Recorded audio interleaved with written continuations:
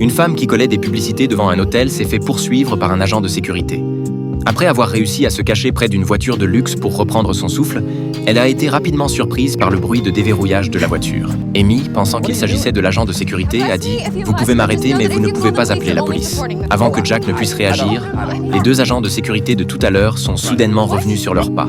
Voyant cela, la femme a pris ses jambes à son cou. Bien qu'ils ne comprennent pas ce qui se passe, Jack décide quand même d'aider la femme à s'en sortir. En fait, l'homme n'est autre que le jeune patron de leur hôtel, et également l'unique héritier de Peyton Group, la plus grande entreprise locale. Amy n'aurait jamais imaginé que la personne qui l'a aidé à s'en sortir serait en réalité son ennemi.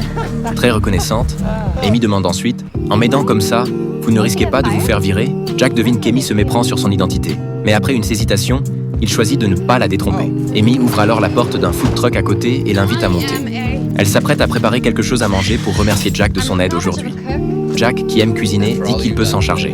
En voyant l'aisance de Jack, Amy sort une annonce d'offre d'emploi et lui dit qu'ils peuvent venir travailler ici. Jack se fige un bref instant, comme s'il se rappelait quelque chose, puis accepte immédiatement.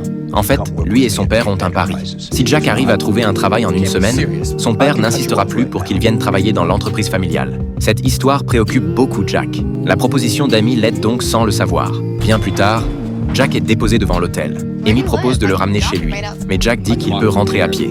Afin de cacher son identité, il ne veut évidemment pas qu'Amy voie la villa dans laquelle il habite. Le lendemain, avant même qu'Amy n'arrive, Jack enfile sa tenue de travail et se met au boulot. Bien que ce soit leur première collaboration, ils font preuve d'une complicité étonnante. Après le travail, Jack demande à Amy ce qu'elle compte faire. Elle répond qu'elle doit récolter plus de signatures pour sa pétition. En fait, pour protéger l'écosystème du parc des dégâts, elle a besoin que plus de gens signent la pétition contre Peyton Group.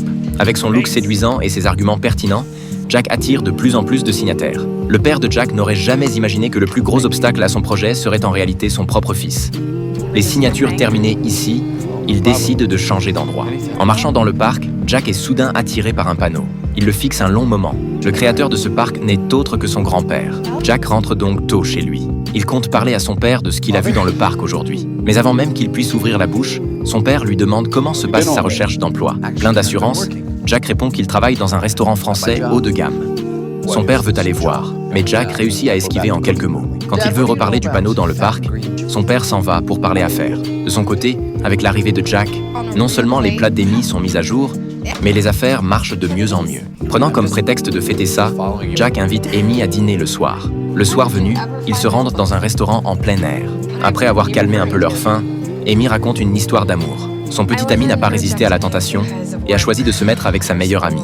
Depuis, elle a beaucoup de mal à faire confiance aux autres. En entendant ça, Jack se sent un peu coupable et change immédiatement